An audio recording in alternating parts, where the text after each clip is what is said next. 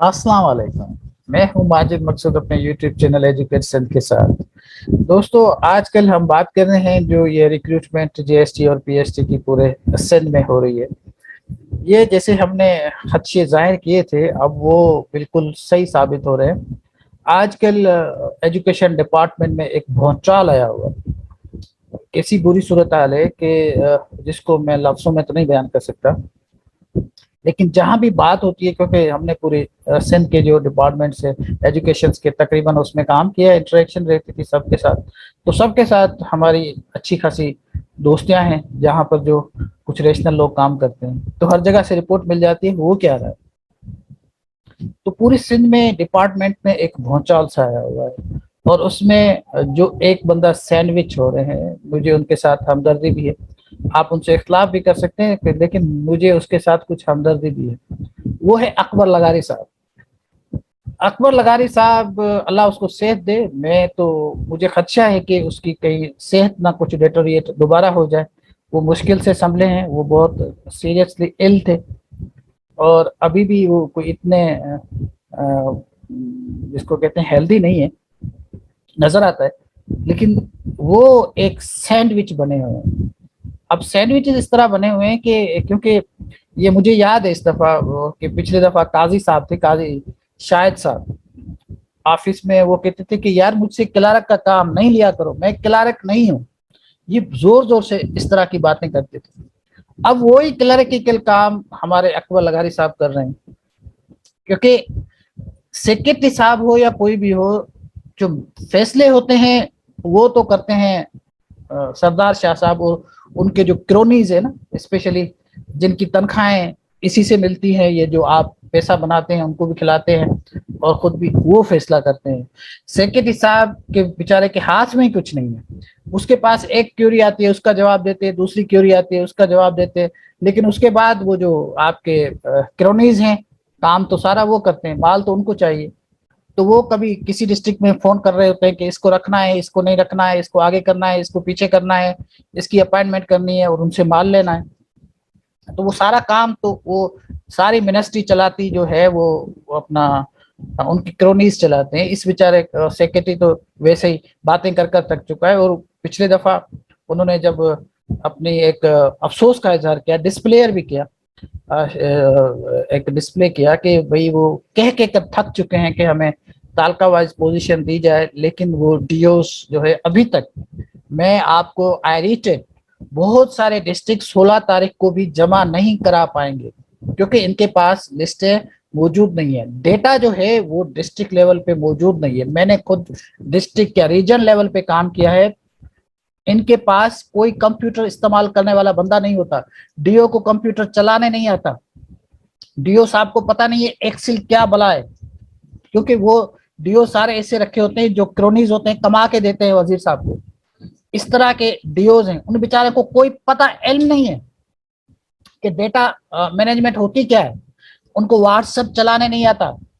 मुझे याद है, मैं कराची में एक डीओ हुआ करती थी, उसको मैं जब मैसेज करता था, मैंने कहा सर मैडम आप ईमेल चेक करें। वो मुझे कहती थी कि सर मैंने व्हाट्सएप चेक किया, मेरे पास तो कुछ भी नहीं आया। अरे मैंने कहा खुदा की बंदी, आपको ईमेल की है चेक करके। ईमेल की है, ये क्या होती है? ईमेल का डीओ को नहीं पता होता था। अब इस तरह के डीओज आपने रखे हुए पूरी डिस्ट्रिक्ट्स में। उमरकोट में तो ऐसे डीओ उन्होंने रखे हुए जो 17 स्केल के 19 ग्रेड की पोजीशन, क्योंकि कमा के देते थे ना। उमरकोट में तो कंपटीशन था, पहले मामू भी था उसका। तो कुछ लोगों से कुछ डिपार्टमेंट से मामू पैसे लेते था, कुछ डिपार्टमेंट से जो भांजा था वो लेता था। वहां तो कंपटीशन था। वहां पे तो 17 स्केल के बंदे को ऊपर रखा जाता था। वो एक दफा एक डीओ साहब ने मुझे मैसेज दिखाया, मैं हैरान रह गया। मैं एक डीआरओसी की मीटिंग में था, वहां पे डीसी साहब भी थे। क्या नाम है ये, अभी भी नदीम साहब है शायद, मेमून साहब। वो डीआरओसी की मीटिंग में जब हम मीटिंग अटेंड करे तो बहुत सारे लोगों ने शिकायत की कि वो जो हमारे डीओ साहब हैं वो तो खुलेआम पैसे लेते हैं और ये करते हैं वो करते हैं।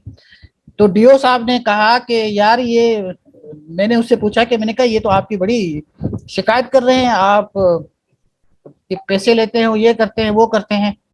तो उस डीओ साहब ने मुझे एक मैसेज दिखाया वो उसका मिनिस्टर साहब का मिनिस्टर था, उस मिनिस्टर ने कहा कि ये कुत्तों को भौंकने दो, कोई मसला नहीं है, आप माल कमाते रहो। तो वो जाहिर सी बात है, इस तरह के सारे डीओज हैं हर जगह रखे हुए हैं इनके, तो वो तो माल बनाने वाले डीओज हैं। अब डेटा कहाँ से आएगा, डेटा तो इनके पास कोई बंदा ही नहीं है। अच्छा, यहाँ पे इस तरह के रिफॉर्म सपोर्ट यूनिट पे वो कोई बंदा कह देता है फलाने बंदे को, उसको अपना लोकल सपोर्ट में रख दो, वो उसी को रख देते हैं, बाकियों को हटा देते हैं। मतलब एक बड़ा एक वेस्टेड इंटरेस्ट है। अभी तो वैसे भी इलेक्शन है, तो इनके पास बहुत बड़ा एक वेस्टेड इंटरेस्ट है। अब मैं आपको दो तीन बातें जो इस वीलाग में मैं करना चाहता हूँ। एक तो अब इनके पास जो सीटें नहीं है, इन्होंने क्या किया है कि जो अब पीएसटी को प्रमोट करके जीएसटी, जेएसटी को प्रमोट करके एचएसटी, तो बाकी सीटें निकाली जा रही हैं कि किसी तरह इन सीटों को हम दूसरे बच्चों को दे सकें। क्योंकि ये जो हमारे मिनिस्टर साहब कहते हैं ना हमारे पास इतनी सीटें, उनकी कोई जस्टिफिकेशन नहीं है। ये डेटा सारा फैब्रिकेटेड था, इनके पास कोई डेटा नहीं होता, क्योंकि डेटा के लिए तो डेटा के लोग चाहिए, उनको तो ये रखना पसंद नहीं करते। इनके तो क्रोनीज बैठे हुए हैं हर जगह। तो डेटा ना डिस्ट्रिक्ट के पास, मुझे बताएं डेटा डिस्ट्रिक्ट, आप किसी टीओ के पास जाओ, वो कंप्यूटर नहीं चला सकता बेचारा, उसके पास लैपटॉप नहीं होता, उसको कुछ पता नहीं होता, वो कभी किसी क्लार्क के पीछे भागते हैं, कभी किसी क्लार्क के पीछे भागते। हमने काम किया उनके साथ, हमारे पास तो वो हमें पता होता था कि वो फिर टीचर को कहते थे कि भाई इसको डेटा दे दो, उसको डेटा दे दो, क्योंकि डेटा तो होता ही नहीं है ना, क्योंकि ये काम सारा डेटा का है। अब डेटा इनके पास होते ही नहीं है। अब डायरेक्टर बेचारा क्या, वो है तो 20 ग्रेड ऑफिसर, लेकिन उस बेचारे को कंप्यूटर तो चलाना नहीं आता, वो सारा दिन दस्तखतें कर रहा होता है, कभी किसी की ट्रांसफर, कभी किसी की जो है वो पेंशन का केस, कभी किसी का रिटायरमेंट का केस, कभी किसी का डिसीज्ड केस, वो इस तरह के केस कर रहा होता है सारा दिन। उनके पास जो केसेस आ रहे होते हैं, उनको डेटा का कुछ नहीं पता होता। डेटा का उसके पास कोई डेटा मैनेजमेंट की कोई फार्म नहीं होता, ना डायरेक्टर के पास, ना आपके डीओज के पास, क्योंकि वो सारा का सारा रिलाई करते कर रहे होते हैं। उनका एक जो क्लर्क होता है, जो 11 स्किल का या 9 स्किल का, उस पर बिलीव कर रहे होते हैं कि भाई उनसे जाकर पूछो। इस तरह के डीओज हैं हमारे एजुकेशन में, क्योंकि ये काम तो सारा मैंने कहा कि उसका है डेटा का, तो डेटा तो है ही नहीं इनके पास। तो ये सारी जो लोगों को उल्लू जो बनाया जा रहा है कि इतनी सीटें हैं, इतनी सीटें, इसका हकीकत के साथ कोई ताल्लुक नहीं है। अब ये 16 तारीख को क्योंकि बहुत दफा कह चुके हैं कि हम बोल बोल के थक चुके हैं कि भाई आप हमें सीटें दो, जो रिमेनिंग सीटें, अब वो रिमेनिंग सीटें इनके पास है ही नहीं। अच्छा, कल मेरी एक दोस्त से बात हुई, वो मैं ठट्टा की बात कर रहा हूँ।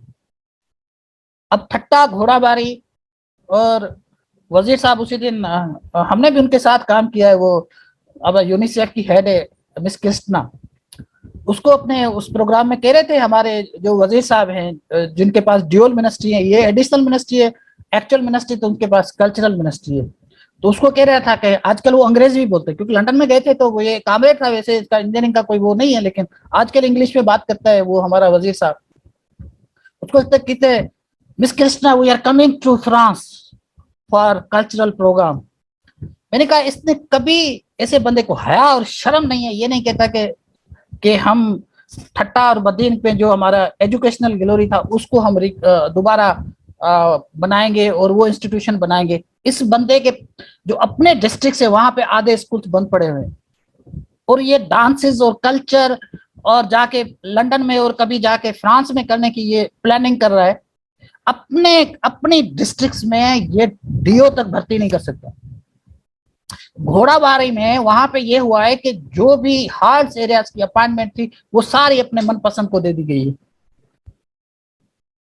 उस पर कोई बात करने वाला नहीं है, सारी मनपसंद। अब क्या वो खाक चलेंगे? आपके पास वैसे 80% ठट्टा और सिजावल के स्कूल्स बंद पड़े हुए हैं,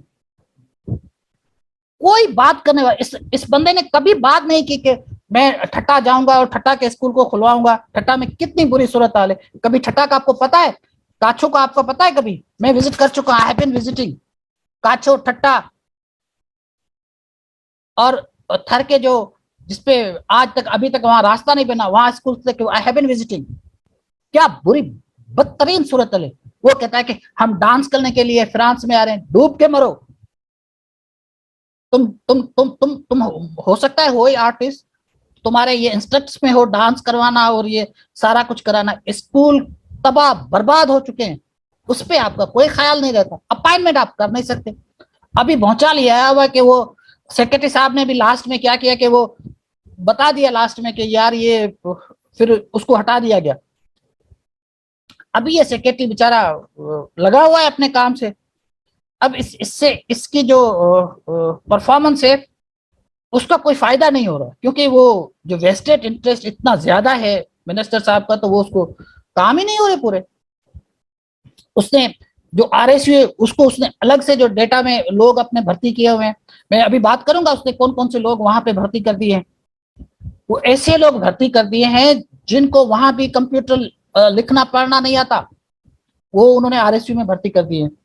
कल मेरे से एक बात की यूनिसेफ वाले ने, उसने कहा कि यार ये आरएसयू कर रहा है, हमारा इसमें क्या कंसर्न है।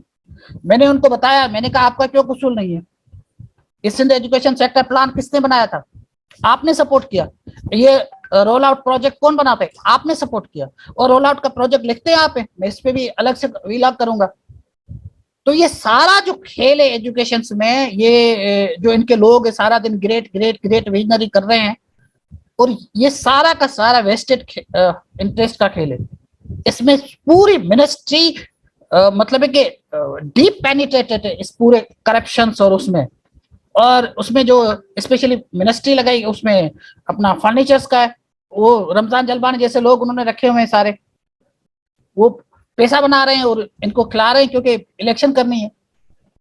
तो इतनी मैसिव करप्शन है वहां पे। हमारे बच्चे बेचारे वो जिन्होंने कोई, किसकी उम्र अभी 45 साल हो गई है, कोई बड़े हो गए हैं, किनकी उम्र बढ़ रही है, उनको ऑर्डर नहीं मिल रहे, और 1.5 साल हो गया अभी तक वो वहीं जो है ना लटके हुए हैं। कराची में आपने दूसरे प्रोविंस में जो लोग हैं वो 1200 भर्ती कर दिए हैं, 1200 लोग दूसरे प्रोविंसेस के। आप जाएं तो सही पंजाब में एक बंदे को भर्ती करके दिखाएं। मैं पंजाब गया हूं और मैं आपको बता रहा हूं कि वो ऑफिस में आने नहीं देते आपको पंजाब में। वो कहते हैं कि यार ये हमारे लोगों का राइट है। आपने 1200 लोग जो है वो भर्ती कर दिए। और सक्खर जैसी डिस्ट्रिक्ट्स में और सेमन जैसी डिस्ट्रिक्ट्स में आपके लोग धक्के खा रहे हैं। कोई आपको हया शर्म कोई आती है, आती नहीं है, कोई ट्रांसपेरेंसी है आपके पास। लोग आपने ऐसे भर्ती किए हुए जो आपको खिलाते हैं दूसरे डिपार्टमेंट के लोग। तो अनलेस ये डेटा मैनेजमेंट जब तक इनको सही नहीं करेंगे, डेटा जब इनके पास सही नहीं आएगा, क्योंकि ये जितनी भी सीटें ये बता चुके हैं, ये देखना 16 तारीख को क्या बम वहां पे फटता है, क्या इनके पास इंफॉर्मेशन आती है। करेक्ट इंफॉर्मेशन आपके पास 16 को नहीं आएगी, मैं अभी बता रहा हूँ। ये जितनी सीटें बता रहे हैं ये सीटें नहीं लेकर जाएंगे। एक दो के अलावा, डिस्ट्रिक्ट के अलावा किसी ने पोजीशन नहीं दी, क्योंकि वो पोजीशन खुद फैब्रिकेटेड थी। अब क्या कह रहे हैं, मैंने पिछले इलाक में भी कहा था, जिसकी हमने अपोजिशन की थी, मैं भी उस वक्त आरएसयू में था। वो 18,000 स्कूल, सॉरी 8,000 स्कूल बंद करेंगे हम। वो हमारी बदनामी हो रही है उससे। अब उनको कहते हैं हम खुलाएंगे, उनको वहां पे खुलाएंगे हम उन स्कूल को, वहां पे टीचर भर्ती करेंगे पीएचडी। मतलब है कि समझ से बाहर है। उस पर इतना खर्चा आया, डेटाबेस बनाए उनके लिए स्पेशली। लोग डेप्यूट करिए कह थे कि आप इनका सेंसस बनाए, हम इन स्कूल को बंद करेंगे। अब कहते हैं हम उनको खुलाएंगे। मतलब कोई विजन होता है ना, ये विजन होता है जो ये इनके सारा दिन जो वॉरियर्स कहते रहते हैं अपना फेसबुक वाले सोशल मीडिया की, हमारा लीडर बड़ा ग्रेट है, ग्रेट है। खाक ग्रेट है ये ग्रेटनेस है इसकी, तमाशा बनाया हुआ है इसने। इसको बोलो भाई तुम कल्चर मिनिस्ट्री बना, कल्चर मिनिस्ट्री पे काम करो। क्यों हमारी एजुकेशन को तबाह और बर्बाद किए जा रहे हो। जाओ फ्रांस में जाकर डांस शान से करो, अपने लोग भी ले जाओ वहां पे। आपका ये काम है। तालीम का आपको कुछ पता नहीं है, आप हमारे सिंध के लोगों के साथ ड्रामे कर रहे हो। रिक्रूटमेंट आप नहीं कर पा रहे। और अगस्त में दूसरा ये हमारा जो है एकेडमिक सेशन स्टार्ट होने वाला है, क्या होगा उसमें। अभी मैं आरएससी पे एक प्रोग्राम करूंगा जिसका आपने सत्यानाश कर दिया है, किन लोगों को आपने वहां पे अपॉइंट किया हुआ है और कौन कौन लोग वहां पे क्या क्या काम कर रहे हैं। आप डेटा को for God sake, data management बहुत इंपॉर्टेंट चीज होती है, उसी पे बेस करती है, उसी पे प्लानिंग बनती है। आप लोग डेटा के साथ खेल रहे हो। ऐसे ऐसे लोग अपॉइंट किए हुए हैं आपने, जिनके पास कुछ उनको पता नहीं, कोई इल्म नहीं है उनके पास। क्या करेगा एक एक डायरेक्टर, एक डीओ जिसको डेटा मैनेजमेंट का नहीं पता, जो एक्सेल नहीं चला सकता। तो दोस्तों, मैं अपने जो बीइंग ए ब्रॉडकास्टर अपने एफएम प्रोग्राम में भी ये कहता रहता हूँ और आपको भी कहता रहूंगा, it's high time to think on कि ये रिस्पॉन्सिबिलिटी सिंध के लोगों की है। सिंध को, इनको सेंसिटाइज करना चाहिए कि आपके साथ ये लोग क्या कर रहे हैं, और ये अपने मफादात के लिए सिंध की तालीम को बर्बाद और तबाह कर रहे हैं, और इस पे हम जैसे लोग कभी खामोश नहीं रहेंगे। Thank you.